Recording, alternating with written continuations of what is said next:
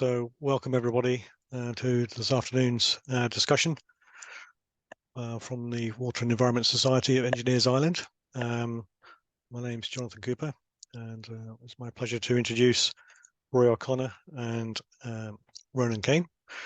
So Roy is a senior engineer at Dublin City Council in their protection of water bodies team, and is chair of the task force and looks after surface water, bathing water, and WFD responsibilities within the Dublin City area. Ronan will come on after Roy's introduction, and then he's the environmental modelling manager at Escaréireann in the National Natural Assets Modelling team, and he's responsible for looking at the impact of all Escaréireann's activities on the environment. So this should be a very timely and poignant review of bathing water quality around Dublin. And as I found out the other day, Ireland has the highest density of cold water swimmers across Europe. So it's obviously something as a nation we're getting into, and I've been swept along on that tide as well. So currently swimming in Lough Derg, started in January, and I survived. So with no more ado, can I introduce Roy to crack on and with his introduction? Thank you. Thanks for that introduction, Jonathan. Sorry, just meant to mention that there's a Q&A section that obviously can run throughout the discussion. So use the Q&A, not the chat, and put your questions in there, and then we'll run through those at the end. And some of them will be answered directly by the speakers, but some may be picked up by the speakers themselves, and they'll answer those online. So Roy, sorry, Roy, carry on. That's okay. Thanks for the introduction, Jonathan. I trust you can see my screen. It's fully shared now. All good. All good. Great. Thank you very much. Good afternoon, everyone. Thank you for the introduction. Yes, I head up the Bathing Water Task Force, or I chair it, along with a number of agencies. And as you said, maybe this is timely. Certainly, sea swimming, bathing has become a lot more popular, particularly during the COVID era. So we have had a lot of focus and attention and demands from the public. So look, happy for the opportunity, and thanks to Engineers Ireland for giving us a chance to really run through a report that we prepared and published in the middle of last year. Just get the slides that move on one. There we go. So look, I'm just going to give you an overview of a very brief overview of bathing waters in Ireland in general, here in Dublin Bay, the regulations that oversee it, and I'm just going to run through what the Bathing Water Task Force actually does and give you a little bit of an insight into that. Much of what I talk about is all written about in detail in our report, and I'll just direct you to that at the end of the presentation. It'll be around 20 to 25 minutes long, then Ronan will come in with some of the more interesting details around the flows and so forth in Dublin Bay. But look, hopefully a lot of what we talk about is relevant to bathing waters all around Ireland. So we'll hopefully present with that in mind. So look, the overview of bathing waters in Ireland, the EPA generally reports on all of this, and we are still, that the report for 23 should be due in the next few weeks or so. But in general, we've 48 designated bathing waters, and designated they're subject to the bathing water regulations. But we also have a number of other monitored waters as well.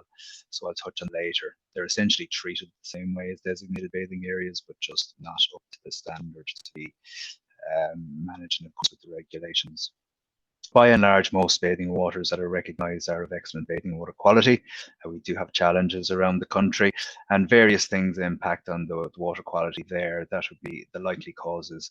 On the right hand side there are a variety of pollution sources, and they are very diffuse, which is why we're always happy to get these platforms to try and convey a little bit about the complexities of water quality. It's not as simple as just finding the problem and fixing it and moving on to the next place. So it's quite complex. As this is about Dublin Bay, that's just a quick snapshot of the area we predominantly focus on. Between Dún Laoghaire and Dublin City, predominantly there are 16 bathing areas that are monitored and reported on. 7 of those are designated. It's not particularly to do with the orange dots as you see there, but hopefully the slides will be shared with you later. This is all available on our website if you want to find out particularly details on any one of those bathing locations.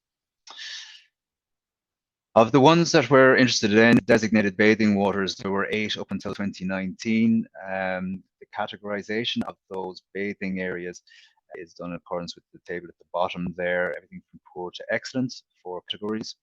And they're predominantly measured and monitored in terms of protecting public health. So that's what the bathing water regulations are focused on.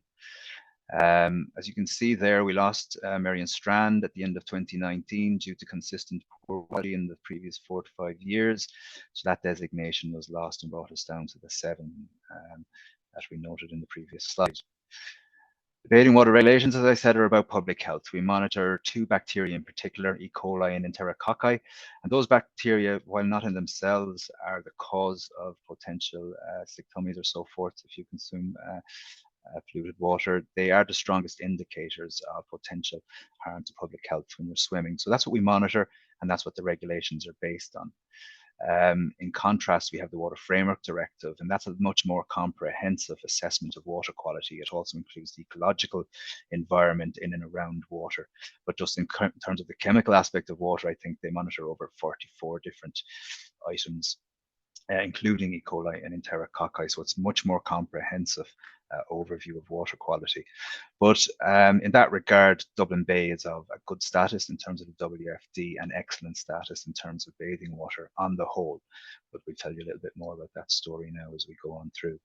The bathing water regulations are pretty straightforward and easy to read, really, relative to some of the more complicated legislation we've had to deal with.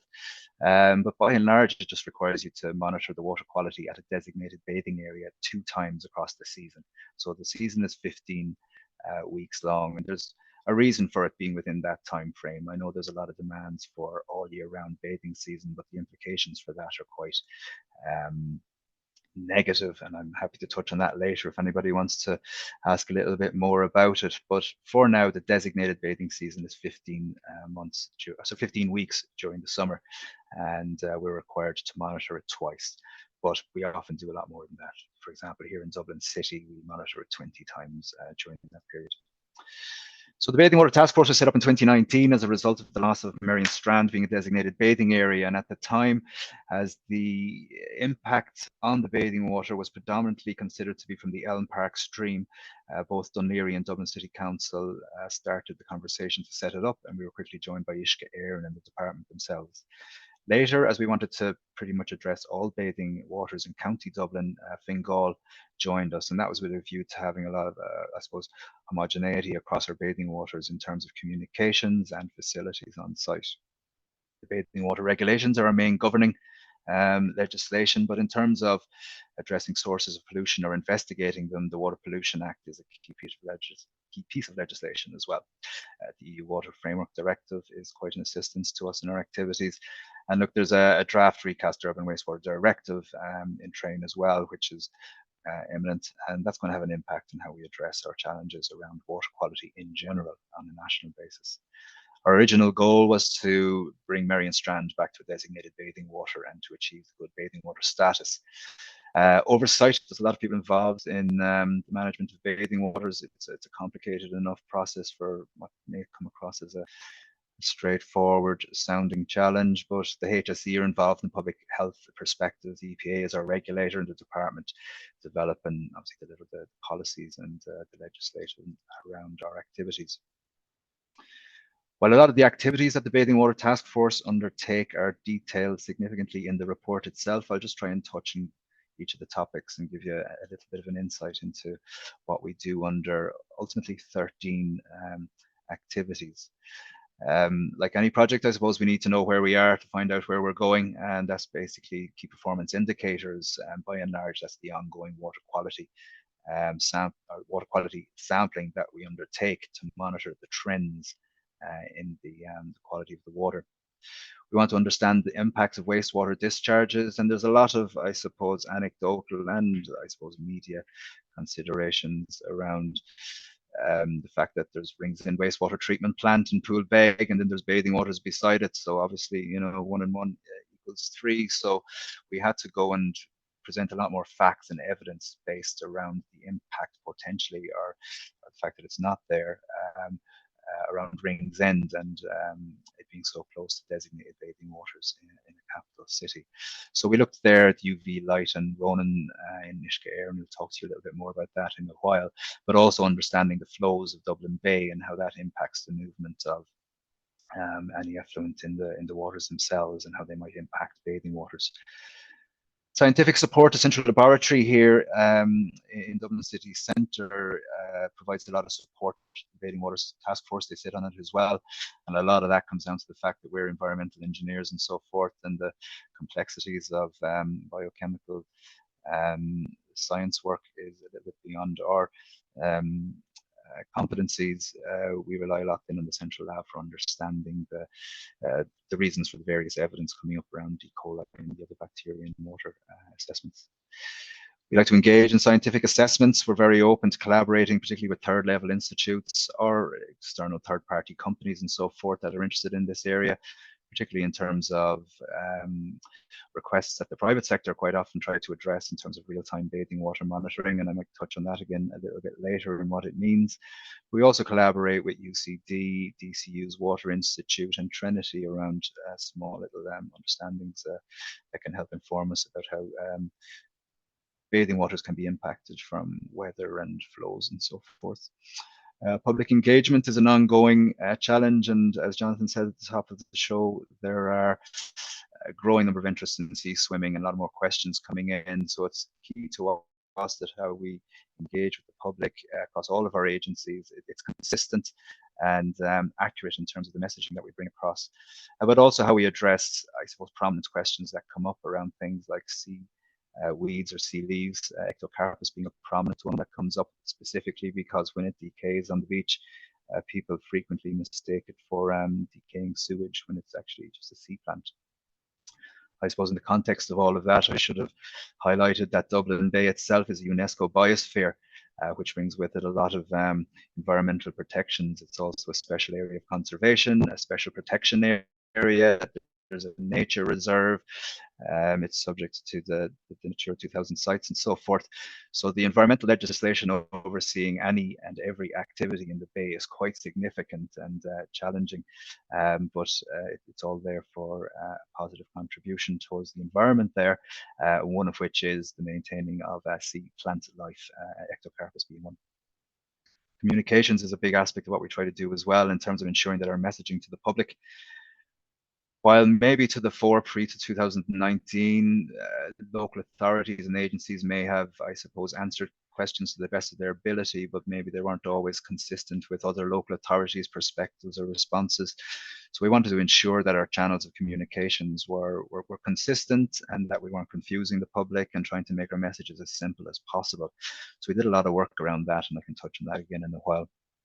The Allen Park Stream, as I said earlier, is the main water course that lands onto Marion Strand, the beach of interest in 2019. So a specific bit of work has been done on that, particularly in terms of its studies and the work that we have done with third level universities.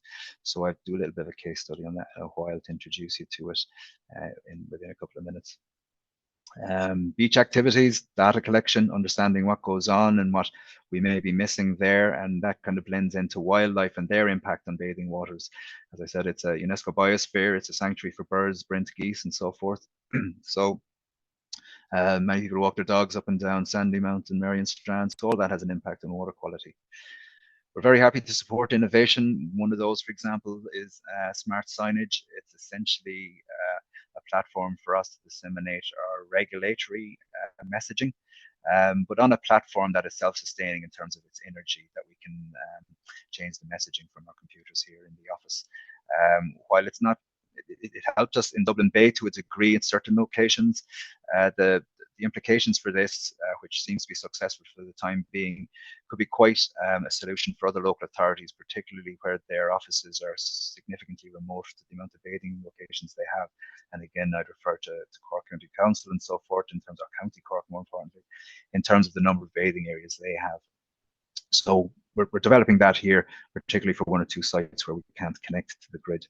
The reporting, look, we meet regularly on a regular basis every month, 6 weeks, but also we try to inform the National Bathing Water Expert Group, which is informing national policy and activities and so forth. So we try to give feedback from our learnings as a group as well there.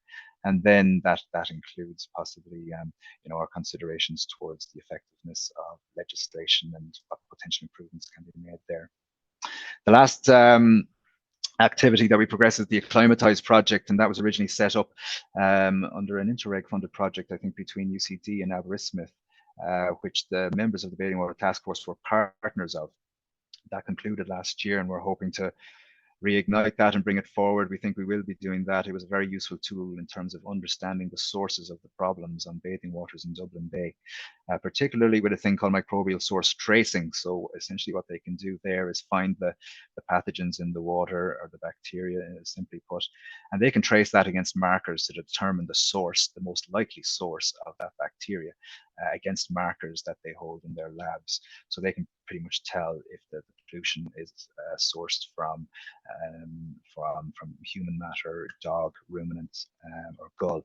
Apologies, I just remembered it's lunchtime here and I don't want to spoil anybody's sandwich, but that's the kind of in-depth that we've gone into with that project, to try and understand the sources, so that we're focusing our activities appropriately to try and address them. And in that, I suppose,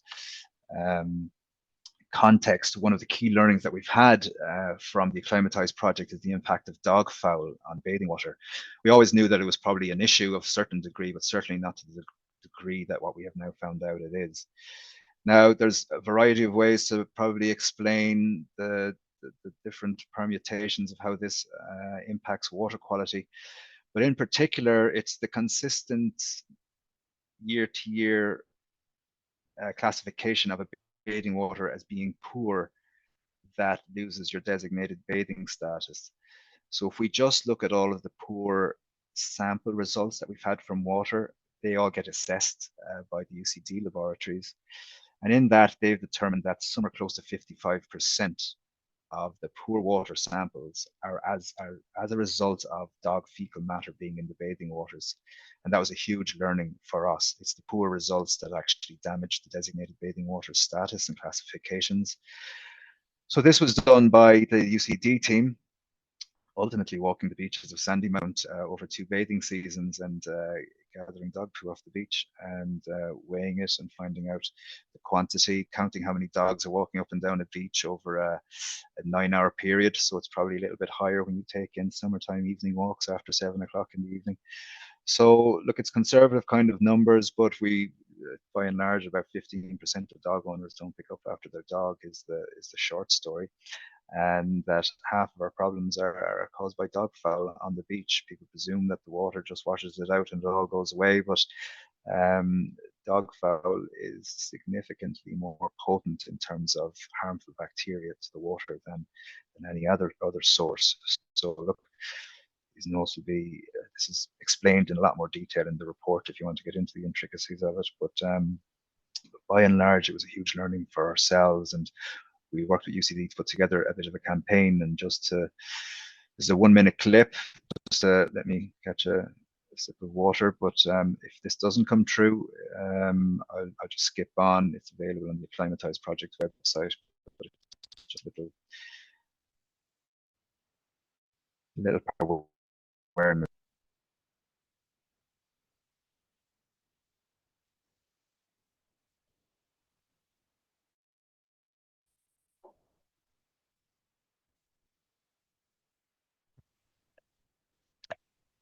It's not coming through, Roy, I don't think. Oh, it is now.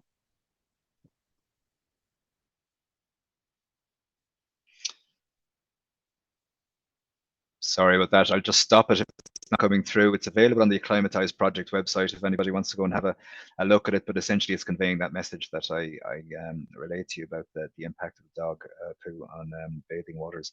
And look, while there are other challenges, which we'll go into in a while, that seems to us to be the most cost-effective and quickest solution to eliminate 50% of our problems of bathing waters. And I'm sure that can be comparable to other bathing waters around the country. But look, that's a conversation for another day. The Elm Stream, as I said, was the key water body that we believed is impacting and it is impacting Merrion Strand as well. So we did a study and had a look at that. Just a quick understanding of where that is. It outfalls up the top right-hand corner there onto Merrion Strand. And apologies for those of you who might be familiar with the area, but Google Maps Merrion Strand and you'll find out where we are. Essentially, it's about an 8.5 kilometre river. Just for any future pub quizzes, only rivers outfall into the sea. So the river that outfalls into the sea is called the Elm Park Stream. If you want to, if that question ever comes up, something I only learned myself on this project. It's about 8.5 kilometers long. A couple of tributaries of it there. It runs up through the Elm Park Golf Course to the southwest of Merrion Strand, through UCD campus, and down into Dunleary's area around Goatstown, where it rises. The last 1.5 kilometers there from the Lorgan Road to Merrion Strand is in Dublin City Council's area, and the rest is in Dunleary, hence the collaboration at the start. There are currently 2 stormwater overflows on the line. There were 3 when the project started, and to be fair, Erin and Dunleary worked to eliminate the one here, the red square at Larchfield and Goatstown. We also started a significant misconnection survey program across all of the residential properties, every property actually, regardless of it being commercial or residential within the catchment. That's ongoing, but huge strides have been made over the last couple of years to address significant misconnections. And for those of you who may not be familiar, a misconnection is essentially where somebody has connected a foul appliance, washing machine, grey water, toilet from a new extension, into their surface water sewers. They come out and ultimately land into the water body, often unknown to people, but we have programs in both Dunleary and Dublin City Council that are continuously working to identify misconnections on segregated surface water sewer networks. As part of the project at the start, CDM Smith produced a desktop study of the Elm Park catchment, but part of that also involved taking samples at key locations along the river course. Involved site walkovers. They identified various infrastructures and inlets into the rivers and stream, and identified anything that could impact on the water quality. So misconnections, urban water runoff, infiltration, depreciation of infrastructure, and so forth. They recommended a number of steps that are integrated into the actions for our Bathing Water Task Force. I'll skip along with this in the interest of time, but we have CCTV to monitor, I suppose, the safety of culverts. That's the Merrion Road in the background of that screen there. We also monitor the flow of the river and so forth. So we can tie that into rainfall gauges. There's one in UCD campus, for example. So we can try and monitor when the potential impact would be on water quality in the river and therefore Merrion Strand thereafter. Merrion Strand itself, there's a little bit of a better picture of it when the tide is out. Taken from Google Maps, you can kind of see the flow of the tide is from south to north. So that's the way things push. You can see a little bit of an island peninsula, is that the right word for something that's as small as that? But that is starting to creep northwards. So the Elm Park Stream comes out here where R1N8 is written. And that's it there. You can see Ectocarpus. It's a sea plant decaying on the sand, often confused with sewage.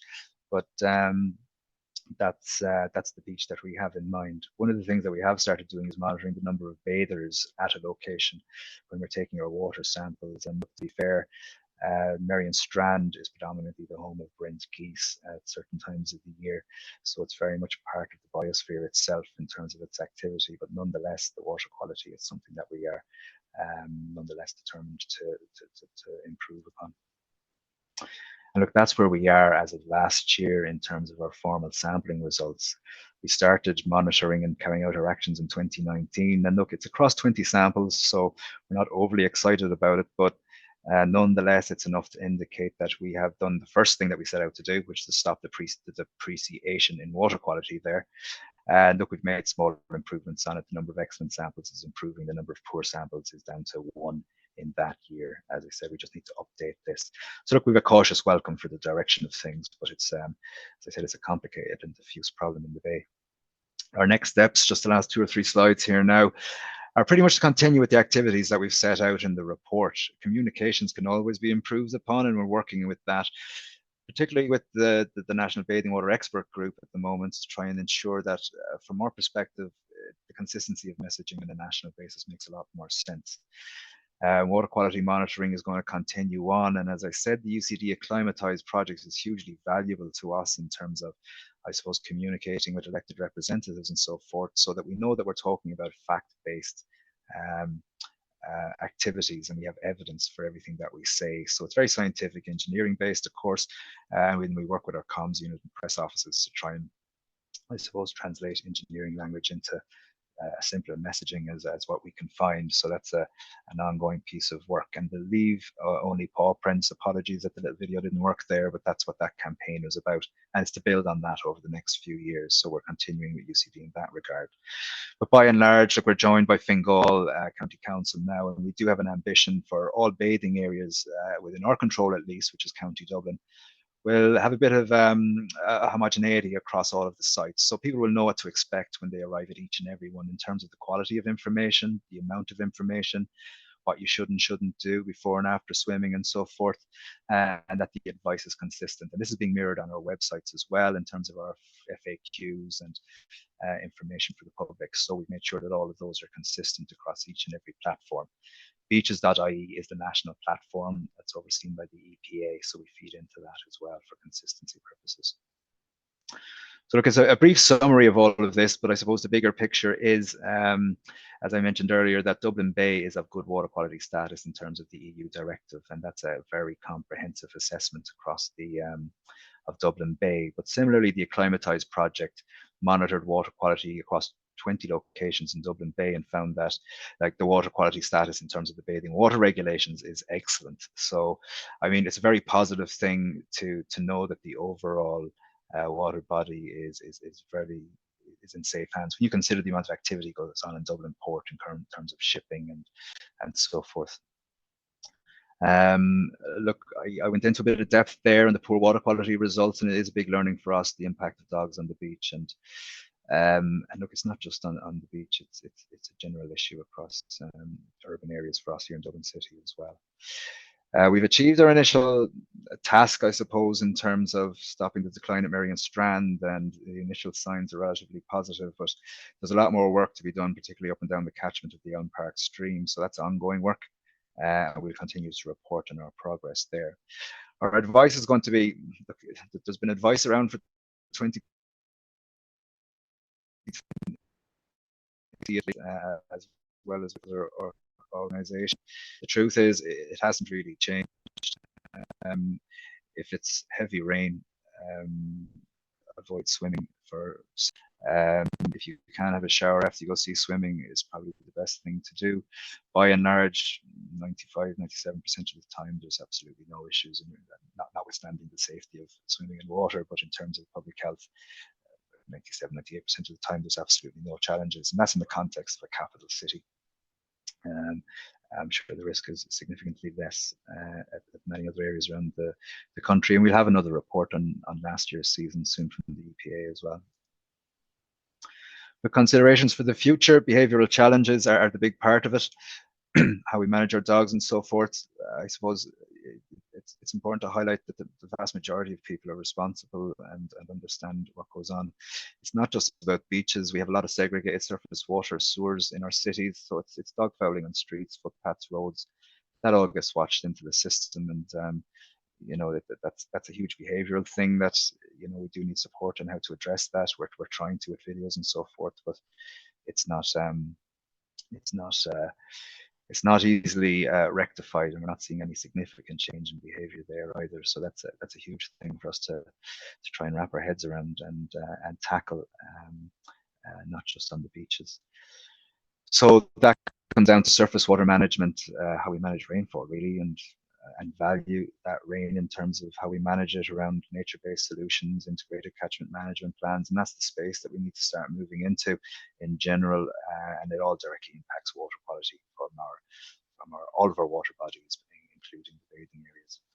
Look, on the bigger picture of it all, as I said, around the WFD status of Dublin Bay and the water quality status from a bathing perspective, it's relatively positive. We do know that the pressures are near shore from the climatised project, so there's nothing out in the bay impacting water quality in any detrimental way. Look, we have our capital city here around Dublin Bay. We have a wastewater treatment plant where circa 40% of the country's foul ends up. It's all managed to a high degree, and look, I'm not here to speak on behalf of Uisce Éireann, they're well able to speak for themselves, but you know, we can't lose sight of the fact that we have that number of designated bathing areas within a stone's throw of a wastewater treatment plant of that size.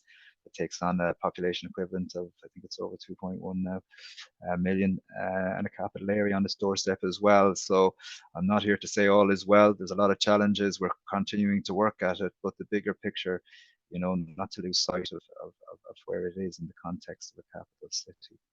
The Protection of Water Bodies is a website here in Dublin City Council. You can find the full report and all the details and appendices therein. That's what the front page of it looks like. And the appendices go through a lot of the things, and some of these will be touched on by Ronan now in a couple of moments.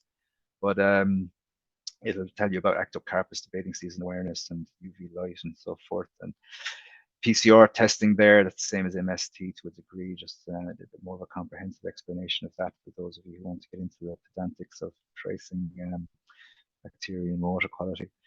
And FAQs answers an awful lot of questions. I did get time to touch on real-time bathing water quality information there, but that's it's a big request from people, and I suppose the first thing that I always ask them is if you could just define a little bit what you mean by real-time water quality monitoring. People have a variety of opinions on what that means. But look, for now, I leave it at that. Hopefully, I haven't run on too far, and you found that a little interesting at least. And I'll hand over to my colleague Ronan here to give you an insight into what goes on around Dublin Bay's water flows and so forth. I think I've stopped sharing the screen there, Ronan. I'll hand over to yourself. Thanks for listening. Thanks, Roy. Okay, I'll just try to share my screen.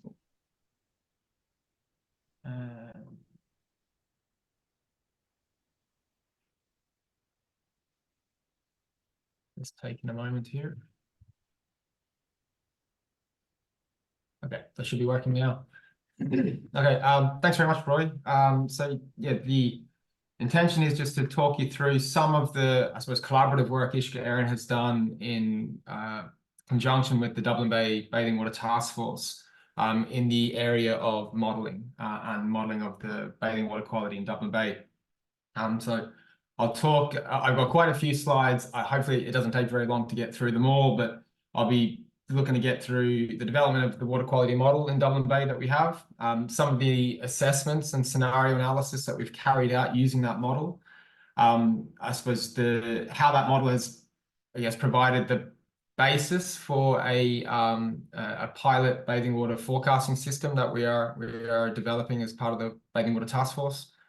And then just to go touch on that question around year-round bathing and the request for UV at Ringsend wastewater treatment works to be run all year round. We did quite a bit of work on that. So I'll try to cover all of those in a relatively short period of time. So just talk briefly about the water quality model setup. It's a model built in Mike 3, which is a DHI product. DHI is a Danish Hydraulic Institute. And it's a 3D model of Dublin Bay. It includes the key estuaries. It's been calibrated and validated for hydrodynamics, temperature, and salinity, and validated against long-term water quality data sets. And the boundaries extend a good distance offshore. I'll show you an image of it now, but it was originally developed by JB Barry with support from DHI themselves for the Ringsend wastewater treatment plant upgrade as part of the environmental impact assessment report that was prepared. And it's been subsequently updated since then.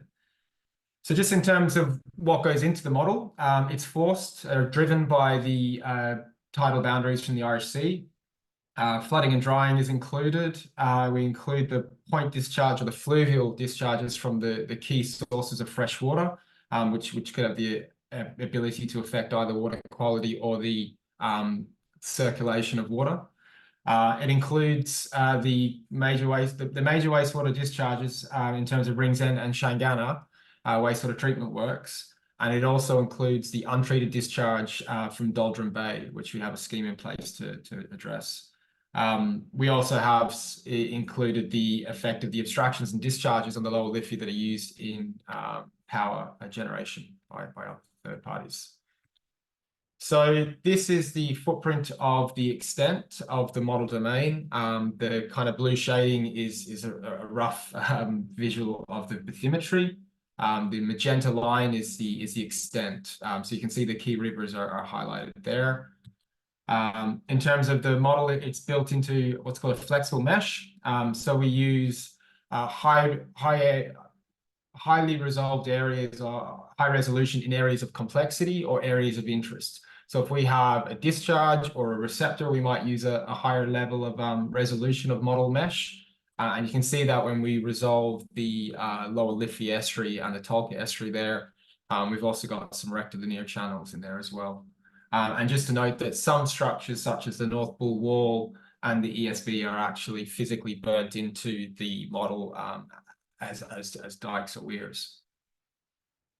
So now, as I mentioned earlier, the model was calibrated and validated, and maybe just to talk very quickly about how the data that goes into a model. Bathymetric surveys of the seabed are required. They're often provided by the likes of Infomar, but typically Ishka Airn has to go and do additional bathymetric surveys in the nearshore area.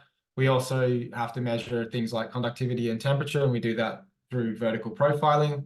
And the other big one that we carry out a lot is ADCP, it's acoustic Doppler current profiling. So we put instruments in the seabed to measure current velocity and direction through the water column, so we can demonstrate that the model is capable of recreating the environmental conditions in our receiving waters. We also do water level monitoring and hydro and some water quality sampling as well. So all of that has gone into development of this model. And now that we have it, we've been able to do a number of, I suppose, additional modeling analyses subsequent to the original EIAR, I guess, to try and address some of the concerns that were raised through the Bathing Water Task Force. So the first thing we did was include enterococci, which is a regulated parameter under the Bathing Water Directive. We had the benefit in 2021 of the ongoing data collection at the Ringsend treatment plant, which is being driven by a new treatment process that we are testing. So there was a process proving going on for I believe it's activated granular sludge technology, which has gone into the treatment process. So we actually had quite a high sample population of effluent, or higher than normal, to inform our inputs to the model. So typically when we model a wastewater discharge, we will model the proposed emission limit value. So that's the value that we're regulated and that we have to comply with. But what we found was when we looked at the data, we found that on average, the treatment plant was performing about 4 times better than the ELV, which is currently 100,000 E. coli for fecal coliforms. So then, sorry, just apologize. Apologies, we have builders in the house today. We looked at the sensitivity of the model to different decay conditions, and we also looked at the effect of wind in an onshore direction, whether it was easterly or southeasterly. And we also started to develop new ways of communicating outputs from models. They're really powerful tools, but sometimes they're not very intuitive. So we looked at see how can we communicate the findings a little more intuitively. So just in terms of the more typical outputs, this is the footprint of the bacterial plume under typical conditions. This is the 95th percentile concentration as calculated over a spring neap or 14-day approximately period. And this is based on that observed concentration of 21,000 E. coli per 100 mil in the effluent at the time. We use a 24-hour decay rate for E. coli. And similarly for intestinal enterococci, we use the observed data to inform the input concentration, and we used a 48-hour decay rate. We also looked at winter. So in the winter conditions, we've got the UV off at Ringsend, so we have a different input concentration.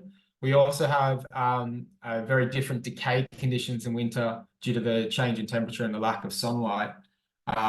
So we have a 43-hour decay rather than 24 hours. And likewise for enterococci, we have an 86-hour decay rather than 48 or 43 rather. So there are sort of typical plots. They're the plots that we Ishka Airn would prepare when trying to demonstrate compliance with the bathing water standards, because they're the standards, that's the metric. 95 percentile is the metric. A question we've been asked a lot is, what happens when there's a discharge from the storm tank? Like, what happens to bathing waters then? And should the beaches be closed? And this was quite a topic of conversation in 2018 and 2019. And so the collaboration with the Bathing Water Task Force gave us an opportunity to sort of discuss some of those concerns. We prepared what's called an animated dashboard here, where we've got a plan view of the plume. We have a time series of discharge where the blue line is the treatment works and the red line is the storm tank. So you can see the blue line here is running at just under 5 meters cubed under normal conditions, and it ramps up for 5.5 hours there to full flow to treatment, while a big discharge is coming out from the storm tank. So we tried to work back from a Med-Erin yellow alert just to try to give a frame of reference, and we did that using the rainfall triggers that Med-Erin used to put in an alert, and then we used a depth duration frequency grid from the OPW and Med-Erin to work back to a return period. So we ended up picking on this value of 100,000 meters cubed. It's totally arbitrary. It happens statistically 1.3 times per bathing season, which is around about the same return period of a yellow event, rainfall event. So if I hit play here, and hopefully this works, you should be able to see an indicator showing where we are through the tide. You can see we've got normal operation of the plume. You can see it floods north towards the North Bull Wall on the flooding tide, and as the tide ebbs, it sweeps out into Dublin Bay. You can see now our event has happened, and the plume is going to get bigger. But these types of plots allow us to understand where it goes through time and what the resulting impact is at a particular location. So these lines down here, the magenta and red lines are the North Bull Wall and the southern end of Dollymount Strand. The dashed lines across horizontally are the thresholds for good bathing water quality, and excellent. So you can see that there is some impact on the North Bull Wall, but for the most part, Dollymount South still meets excellent bathing water quality there. So again, it's just showing that just because something happens at our location doesn't necessarily mean that there is going to be an impact at a receptor. And it's back to that source pathway receptor framework. And what we're finding is these types of tools are really useful for articulating that. Trying to move forward. Hopefully it's all still working. Someone might let me know if it's not. Here's another one. In this case, this is sort of moving more into the data visualization space. So this is just our normal operating conditions in summer. And I talked earlier about flooding and drying of the model. You can see that quite clearly as the water moves in and out. The designated bathing areas are highlighted in that kind of blue shading.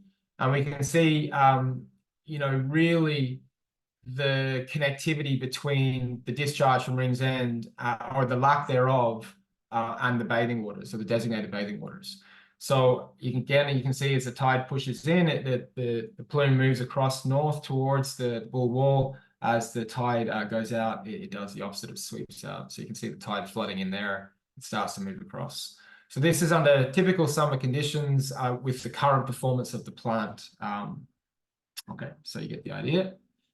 But these tools are really useful ways of communicating the work of these models that they do for us.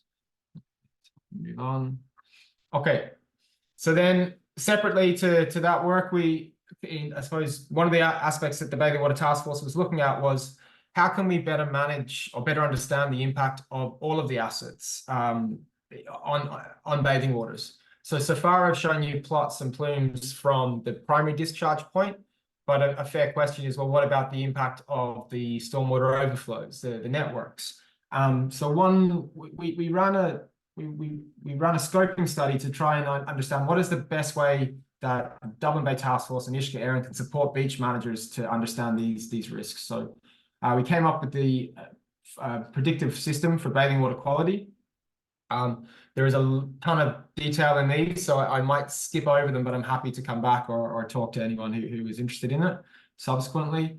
But effectively, it works by sort of breaking the system into two black boxes. One, environmental modeling of the coastal and marine environment, and the other is our network modeling of our, I suppose, our wastewater networks and our rivers. And these are the inputs, these are the conditions, and then a predictive aspect where it takes the forecast. So just to talk that through a little more, on the left-hand side of our schematic, we have our 3D water quality model at Dublin Bay, which I talked about previously. We've since improved the resolution of the mesh around beaches and around key outfalls. These are the same slides you've seen already. And effectively what we do is we take every discharge point individually. We model an arbitrary discharge for 1 hour at every stage of the tide. We check what the result impact is under for that discharge under that stage of the tide, under those sets of conditions at a receptor. And then we do that over and over again for lots of different conditions and for all discharge locations. So to put that into context, that's around 140,000 simulations that go into the black box of all possible environmental conditions, or as many as practicable, to build into the forecasting system. Then moving over to the right-hand side of the schematic, it's about generating inputs to the forecasting system from the drainage networks and from the rivers. This is largely driven by Ishka Aaron's drainage area plan models and from the models that were developed by local authorities in the past, such as those through the GDSDS. So we've got because of the age of some of these models, we've got different levels of confidence, but these represent the best available information to the forecasting system as it stands. We also developed a number of hydrobacty models for some of our rivers. And then effectively, once all those tools are in place, we ran 18 years of rainfall through them to develop an inventory of 18 years of rain events and 18 years of resulting discharges from individual discharge points. So that just gives you an idea of the extent of the networks. The green is combined, the red is foul, and the blue is surface water. Moving on to the actual prediction aspect, this has been driven by Med Aaron's Harmony model. So I think we have to acknowledge the support from Med Aaron on this and access to their API. They've been really, really helpful.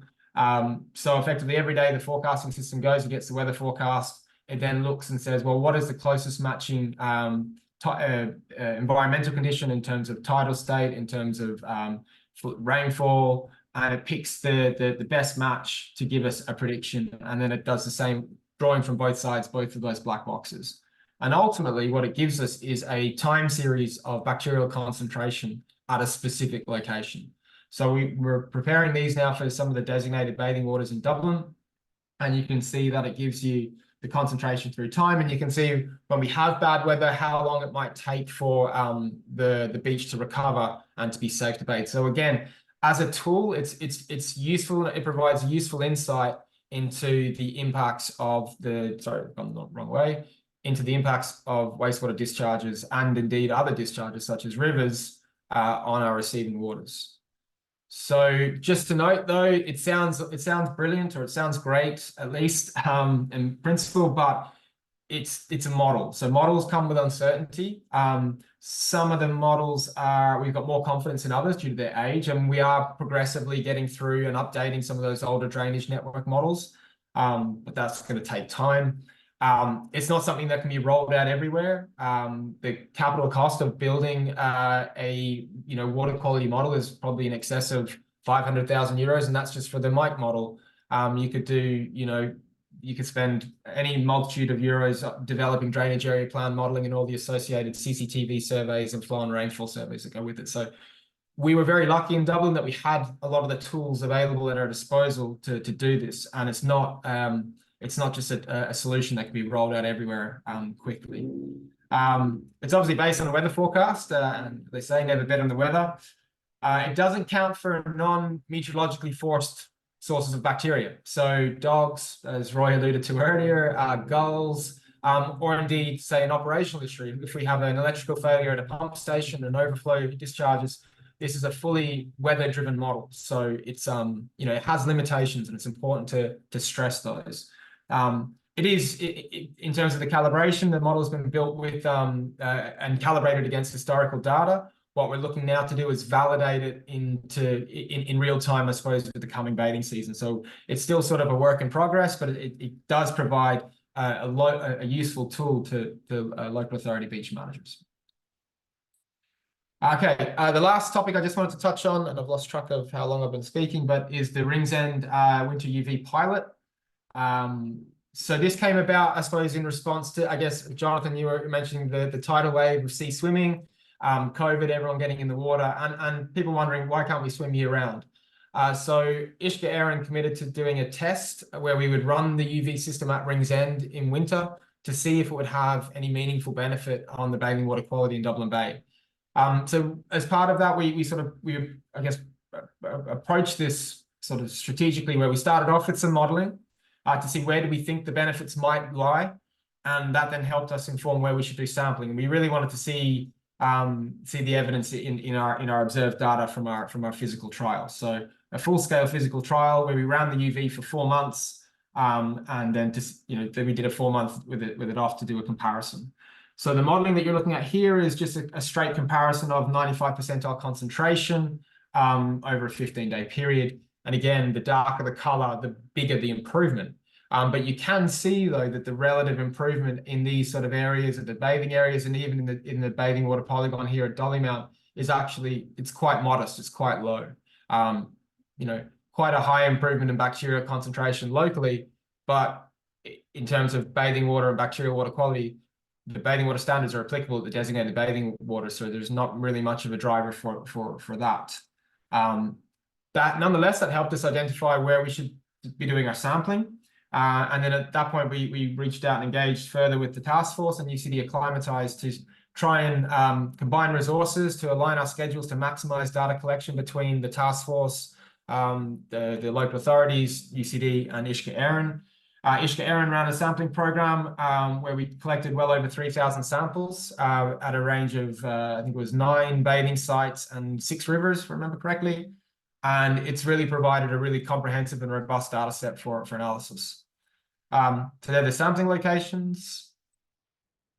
And this is, I suppose, the high-level outcomes, really. The blue dots that you're looking at here are the effluent quality in terms of E. coli, and you can see in the summer months, we have the UV on. We have the UV on still in winter, and then we switch it off at the end of our pilot period, and we can see if this is a log scale. You can see that change and that step change there. We lose all the low values from the data set. So what we're expecting to see now at our bathing sites is a similar shift or deterioration in bathing water quality if Ringsend is having a dominant effect on the bathing water quality at those locations. We don't really see it. We don't see it in this plot where we have Dollymount South, which is the closest compliance point, or the Bull Wall at the North Bull. It's fairly scattered. Likewise, when we look at the wider bathing areas, we don't see any trend of deterioration when the UV is switched off in winter. And when we look at I suppose a more statistical approach, we look at the 95 percentile concentrations over around 60 samples that were taken in the relevant periods, the control period and the pilot period. We do see a modest improvement in entropy.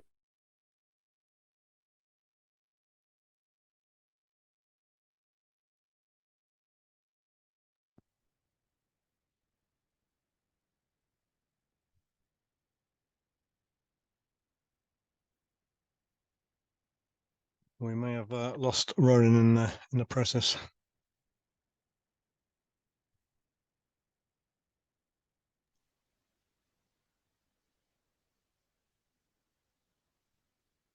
Given the time, I might just see if we can get Ronan back or not.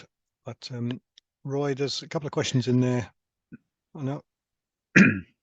Yeah, I could just take 1 or 2 of those questions there while we see if Ronan can get back in. Oh, and he's gone. Yeah, maybe the builders cut the. Yeah, it seems like it. So, yeah, the first one about the methods of. Okay, a couple of questions there. Yeah, sure, Martin. Thanks for that. Look, I suppose in terms of our misconnection investigations, the truth is the guys are so used to doing it now they can just stand and look at a house and they know if it's likely or not. But so they can see if there's been an extension, new ducting, how it's connected on the outside of the house. Typically, somebody's put a sink and connected it into a down pipe and so forth. But for more complicated sites, we've got dye testing. And as authorized officers, we would normally write out in advance to properties, make an appointment, let them know when we're coming. And if needs be, then we can put dye into the various sinks and so forth and see where that comes out through the various sewers. And all that investigative work goes on where there is a segregated surface water sewer system in many parts of the city that's combined, particularly in the city centres. So hope that answers that. And then Donal, in terms of urban water runoff and the possibility of using activated carbon filters, look, corporate plans for local authorities, national strategies and so forth, it's all about nature-based solutions, sustainable urban drainage systems and so forth. Carbon filters, while I'm not certain whether they would work for E. coli or not, I trust that they would. You're talking about huge volumes of water, so I don't know what quantity of filters you'd need to deploy across a whole city. Regardless of the capital cost of deploying such a quantum of infrastructure, you've maintenance, the whole lot. It's a huge undertaking to consider.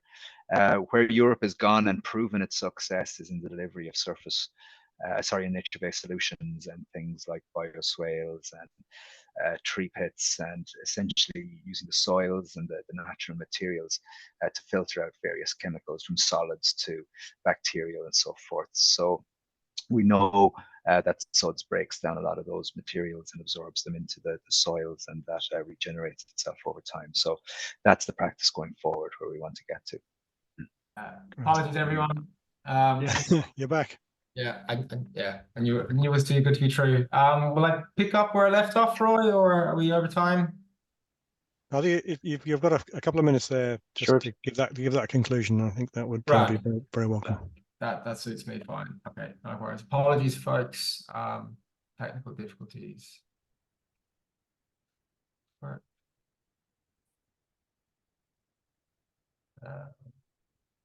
Are you seeing my screen now? Not yet.